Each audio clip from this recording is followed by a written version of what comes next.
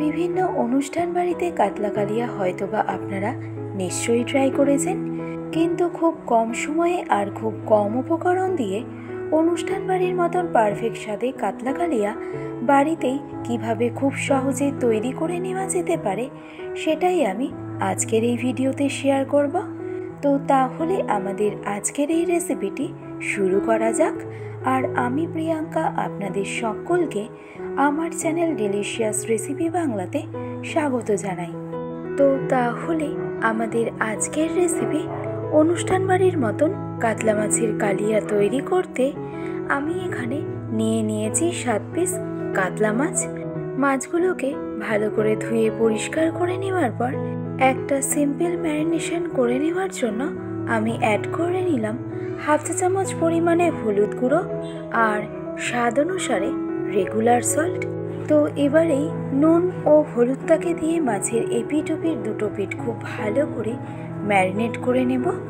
আর finally মাছটা marinate করে নেওয়া হয়ে গেলে এবার মাছগুলোকে রেস্টিংয়ে রেখে দেব 10 মিনিটের মতন। এবার ততক্ষণে কাতলা মাছের কালিয়ার জন্য একটা পেস্ট তৈরি করে নেব।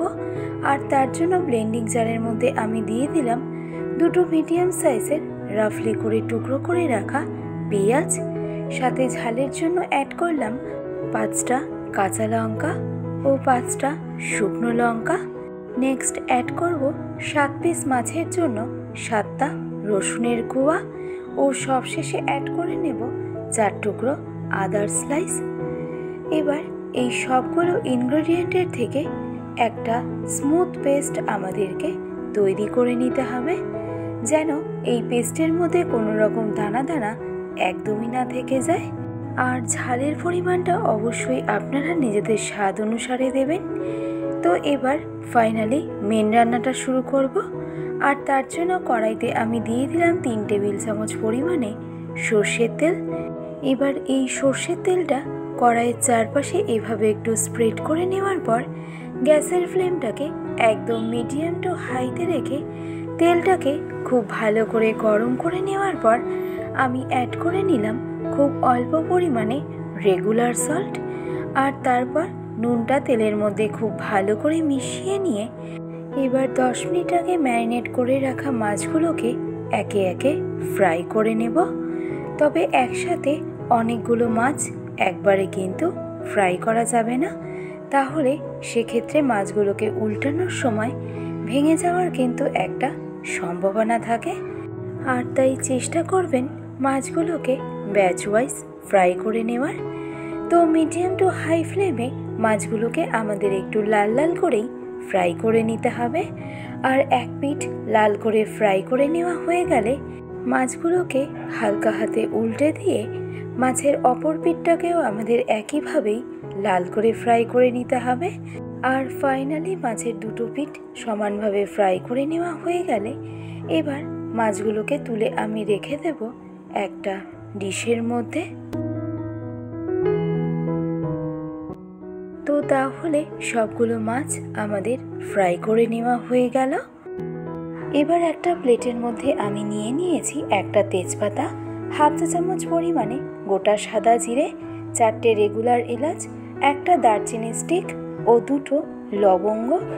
এবার এই মশলাগুলো ফোড়নের জন্য অ্যাড করে গ্যাসের ফ্লেমটাকে একদম লো টু মিডিয়ামে রেখে মশলাগুলো জাস্ট 10 থেকে 15 সেকেন্ডের মতন একটু কুক করে নেওয়ার পর মশলার থেকে যখনই একটা সুন্দর অ্যারোমা বেরোতে আরম্ভ করবে তখনই আমাদের ঠিক এই স্টেজে এসে আগে থেকে তৈরি করে রাখা পেঁয়াজ, কাঁচা লঙ্কা, আদা ও রসুনের পেস্টটাকে দিয়ে দিতে হবে। আর তারপর গ্যাসের ফ্লেমটাকে একদম মিডিয়াম টু হাইতে রেখে এই আদা, রসুন, পেঁয়াজ ও কাঁচা লঙ্কার পেস্টটাকে আমাদের খুব ভালো করে কুক করে নিতে হবে, যাতে পেস্টের মধ্যে থেকে আদা, রসুন ও পেঁয়াজের কাঁচা গন্ধটা সম্পূর্ণভাবে চলে যায়। তাও মোটামুটি এই পেস্টটাকে কুক করতে আমাদের সময় লাগবে মিনিমাম 4 থেকে 5 মিনিটের মতন। আর এই 4 থেকে 5 মিনিট পর যখনই দেখবেন এই পেস্টের মধ্যে থেকে ঠিক এরকম অয়েলটা রিলিজ করে দিয়েছে, তখনই এই স্টেজে এসে অ্যাড করে নিন টমেটোর পেস্ট। আমি এখানে 2টো মিডিয়াম সাইজের টমেটো পেস্ট হিসাবে ব্যবহার করেছি। এবার মিডিয়াম টু হাই ফ্লেমে এই টমেটোর পেস্টটাকে ইভেনলি একবার ভালো করে মিশিয়ে নিয়ে এবার বেসিক মশলা হিসাবে আমি অ্যাড করে নেব 1 চা চামচ পরিমাণে ধনে পাউডার, হাফ চা চামচ পরিমাণে জিরে পাউডার আর রঙের জন্য 1.5 চা চামচ পরিমাণে কাশ্মীরি রেড চিলি পাউডার। সাথে অ্যাড করে নেব স্বাদ অনুসারে রেগুলার সল্ট, হাফ চা চামচ পরিমাণে হলুদ গুঁড়ো আর টেস্ট ব্যালেন্সের জন্য হাফ চা চামচ পরিমাণে চিনি। এবার মিডিয়াম টু হাই ফ্লেমে সবগুলো মশলা ইভেনলি একবার খুব ভালো করে মিশিয়ে নিয়ে গ্যাসের ফ্লেমটাকে মিডিয়াম টু হাইতে রেখে মশলাটা খুব ভালো করে কুক করে নিন। আর ততক্ষণ পর্যন্ত মশলাটা কুক করে নিন যতক্ষণ না মশলার থেকে অয়েলটা রিলিজ করতে আরম্ভ করছে। তাও মোটামুটি এই মশলাটা কুক করতে আমাদের সময় লাগবে মিনিমাম 4 থেকে 5 মিনিটের মতন। আর এই সম্পূর্ণ 5 মিনিট পর দেখুন মশলার থেকে কিন্তু খুব সুন্দরভাবে অয়েলটা রিলিজ করতে আরম্ভ করেছে। আর দেখুন মশলার কালারটাও কিন্তু আগের তুলনায় বেশ অনেকটাই উজ্জ্বল হয়েছে। এবার তাই আমাদের এই স্টেজে এসে অ্যাড করে নিতে হবে আগে থেকে ফ্রাই করে রাখা কাতলা মাছটাকে। এবার মশলার মধ্যে মাছগুলোকে খুব হালকা হাতে আমাদেরকে একটু উল্টে পাল্টে নিতে হবে। এতে মশলার মধ্যে যত ফ্লেভার আছে সেটা মাছের মধ্যে কিন্তু খুব ভালোভাবে অ্যাবজর্ব করে যাবে। আর তাতে কাতলা মাছের কালিয়ার টেস্ট কিন্তু বেশ ভালো আসবে। তো মাছগুলোকে উল্টে পাল্টে নেওয়ার পর এবার সবশেষে এসে আমি অ্যাড করে নিলাম 1 কাপ পরিমাণে গরম জল। যেহেতু কাতলা কালিয়া তাই খুব বেশি জলের ব্যবহার করার কিন্তু প্রয়োজনীয়তা নেই। তো এবার ফাইনালি সব কিছু একবার খুব ভালো করে মিশিয়ে নিয়ে গ্যাসের ফ্লেমটাকে একদম হাইতে রেখে ঢাকনা চাপা দিয়ে সম্পূর্ণ রান্নাটাকে আমি কুক হতে দেব 10 মিনিটের মতন।